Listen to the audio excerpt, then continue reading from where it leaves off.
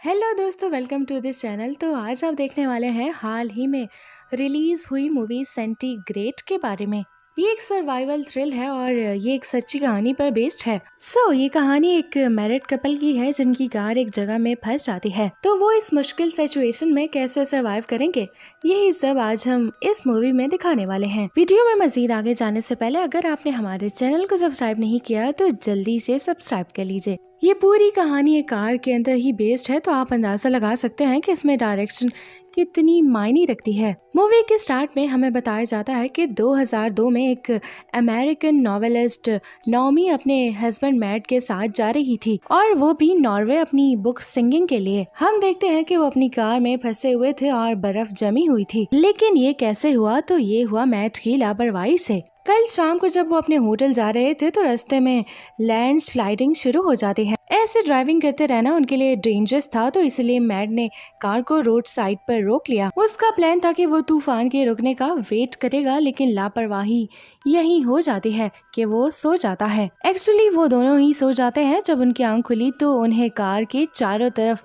सिर्फ बर्फ ही दिखाई दे रही थी। ना वो कार स्टार्ट कर पा रहे हैं और ना ही डोर्स या विंडोज खोल पा रहे हैं। उन्हें कोई आइडिया नहीं है कि वो कितनी डेंस बर्फ में फंस गए हैं और चारों तरफ बर्फ से कवर होने की वजह से उनको ये भी नहीं पता कि तूफान अभी चल रहा है या रुक गया है। ये जानना इसलिए भी जरूरी है कि तूफान कई दिनों तक लगातार भी चल सकता है और जब तूफान रुकेगा तभी कोई उस रोड से गुजरेगा और अगर तूफान चलता रहा तो उनकी कार पे और ज्यादा बर्फ जमती जाएगी, जिससे उन्हें ढूंढ पाने के चांसेस और भी कम हो जाएंगे। हमें सीधा उनका स्ट्रगल दिखाया जाएगा, तो अब वो सिचुएशन इतनी सीरियस नहीं लेते। तो उनके पास अभी खाना और पानी दोनों थे, इसलिए उन्हें लग रहा था कि वो रोड साइड पे हैं। रोड से गुजरते हुए कोई न कोई उनको देख ही लेगा, लेकिन उन्हें ये नहीं पता था कि बाहर कोई रोड बची ही नहीं।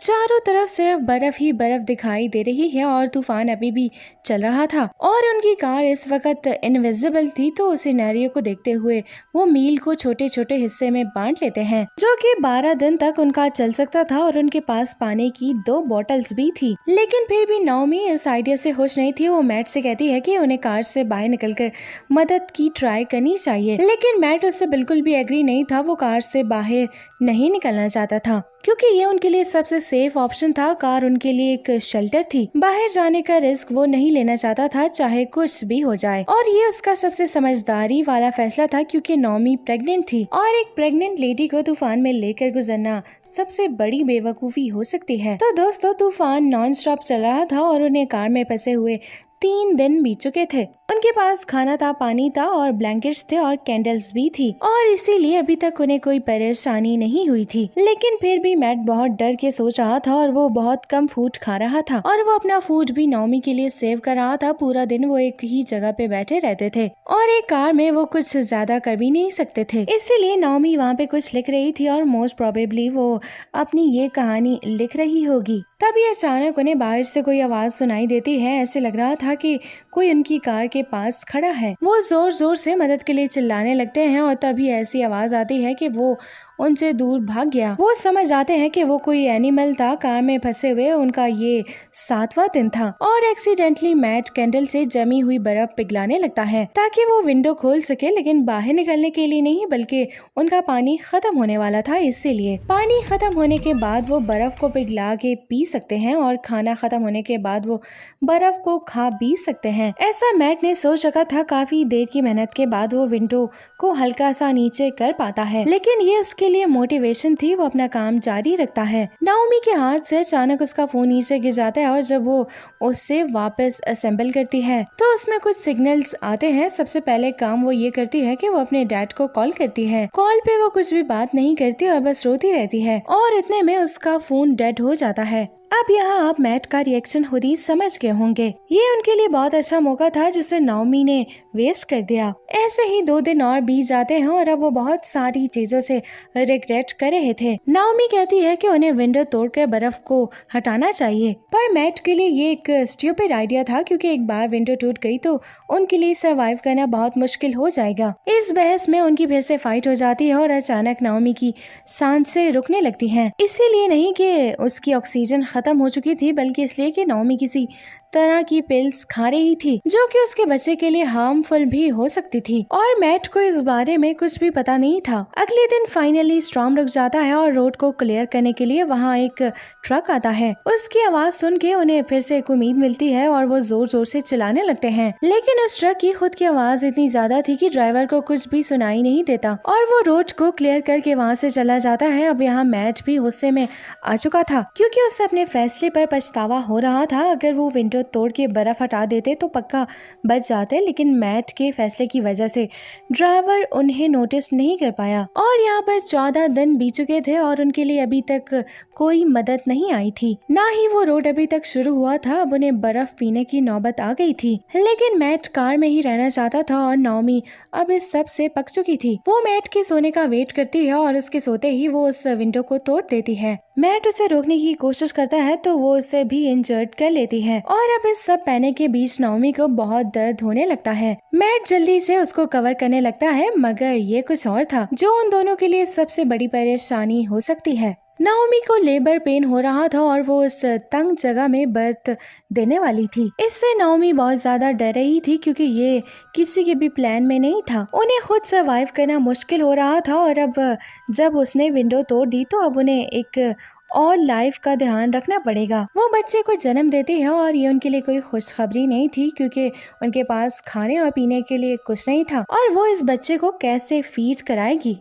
उनके यहाँ एक बेटी पैदा हुई और उसका नाम वो ओलिविया रखते हैं। 19 दिन बीत चुके थे और खाना और पानी बिल्कुल खत्म हो चुका था। वो बर्फ खाकर ही काम चला रहे थे। मैट बर्फ को खोद रहा था क्योंकि उन्हें अब बाहर निकलना ही पड़ेगा, अपने लिए नहीं तो ओलिविया के लिए। वो जैसे तैसे उससे पाल रहे थे, लेकिन बर्फ खोदने की वजह से कार में भी टेम्परेचर गिर चुका था और ओलिविया को गर्म रखना बहुत ज्यादा जरूरी हो चुका था। तो मैट अपने कपड़े उतार कर उससे ओलिविया को ढाम देता है और अपने काम पे लगा रहता है। गर्मी मिलने से ओलिविया रोना बंद कर देती है और नाओमी भी सो जाती है। जब वो उठती है तो वो मैट से पानी मांगती है। वो कोई रिस्पांस नहीं देता तो तब नाओमी देखती है कि मैट बिल्कुल जमा पड़ा था। ये देखकर नाओमी बिल्कुल पागल सी हो जाती है। वो पूरे हाथ पांव रगड़ती है और किसी तरह उसे होश में लाने की कोशिश करती है, लेकिन अब वो होश में आने वाला नहीं था क्योंकि वो मर चुका था। मैट जितना कर सकता था वो कर गया। उसने फैमिली के लिए खुद को सैक्रिफाइस कर दिया और अब नाओमी उसके सैक्रिफाइस को मिस नहीं कर सकती थी क्योंकि उसे ओलिविया के लिए खुद कुछ करना था। सबसे पहले तो उसने उसको फीड कराना था। उसके पास खाने के लिए कुछ भी नहीं था तो नाओमी अपनी डायरी तक को खा गई थी। अब आप सोच रहे होंगे कि वो मैट को खाएगी, लेकिन ऐसा नहीं है। वो खाती है अपनी प्लेसेंटा को जो कि बर्थ के वक्त उसके अंदर से निकली थी, क्योंकि कुछ खाकर ही वो ओलिविया को फीड करा सकती थी। लेकिन इस सब से वो खुद भी ट्रॉमा में जा रही थी। अगर वो भी मर गई तो ओलिविया का बचना पॉसिबल नहीं है। 23 दिन बीत चुके थे और आज 24 दिन था। नाओमी का बुरा हाल हो चुका था। इससे एक बच्चे का भी ध्यान रखना पड़ रहा था और पास ही उसके हस्बैंड की लाश भी पड़ी थी जो 24 घंटे उसे देखना पड़ रही थी। यार ये तो सच में हॉरिफाइंग है, लेकिन आज उसे उम्मीद मिलने वाली थी। फाइनली वहाँ पे सूरज निकलता है और बर्फ पिघलने लगती है। नाओमी ये नोटिस करती है और टाइम वेस्ट ना करते विंडो से सारी बर्फ हटा देती है और फाइनली वो कार से निकल सकती है। वो सारा जरूरी सामान एक बैग में डालती है और ओलिविया को भी वो एक बैग में डाल देती है। इसके बाद वो मैट को गुड बाय कहकर वो कार से निकल जाती है। अब ये उम्मीद भी कुछ ही देर की थी क्योंकि उसके बाय निकलते ही तूफान फिर से शुरू हो जाता है, लेकिन फिर भी वो कार के अंदर नहीं जाती क्योंकि मरना उसे अंदर भी है और बाहर भी। लेकिन मोस्ट इम्पॉर्टेंट उसे ओलिविया को बचाना है, इसलिए वो चांस लेती है।